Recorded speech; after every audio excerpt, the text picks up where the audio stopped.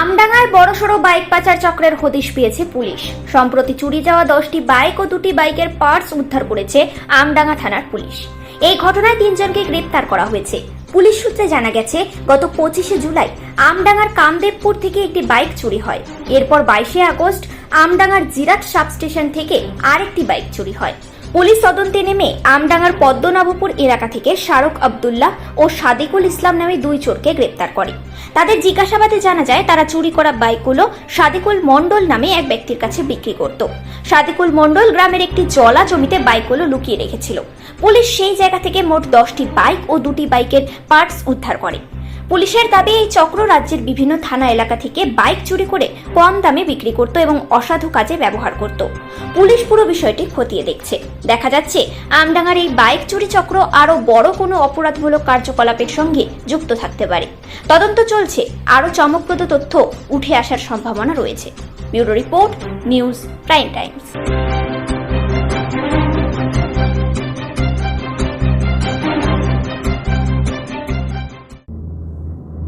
গত ইংরেজি 25/7/2024 তারিখে সকাল 10টা নাগাদ এই কামদেবপুর একটা দোকান আছে, একজন কামদেবপুরে চাঁদনি বস্ত্রালয় মালিক, সে দোকানদারি করছিল মোটরসাইকেলটা রেখে। এরপর শেষে দেখছি তার মোটরসাইকেলটা নেই। মোটরসাইকেল হচ্ছে আপনার রেড ব্ল্যাক কালারের হিরো গ্ল্যামার মোটরসাইকেল।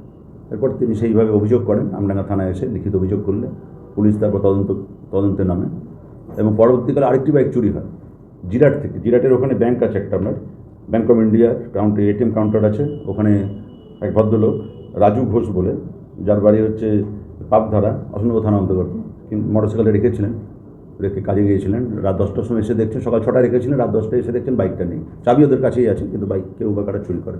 তিনিও একটা অভিযোগ করেন গত আপনার 22/8/2024 তারিখে থানায় এসে, আমডাঙ্গা থানায়।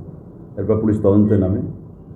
পুলিশ তার সোর্স যেটা আছে, ক্রিমিনাল সোর্স বা নিজস্ব সোর্স, সেগুলো কাজে লাগায়। আমাদের যিনি আইসি আছেন রাজকুমার সরকার বা তার টিম আছেন, এবং আমাদের রেসপেক্টেড এসপি ম্যাডাম বা অ্যাডিশনাল জোনাল ম্যাডাম যেভাবে নির্দেশ দিয়েছেন বা গাইড করছেন, সেইভাবে তদন্ত করার পর সোর্স লাগিয়ে সফল হয় আমাদের টিম।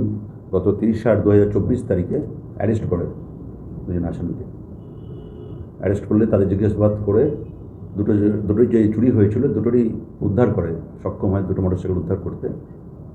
একজন আছে রিসিভার আছে, যারা চুরি যাওয়ার পর একজনকে বিক্রি করে না, তাকে রিসিভার বলে, যারা চড়াই মাল কেনে।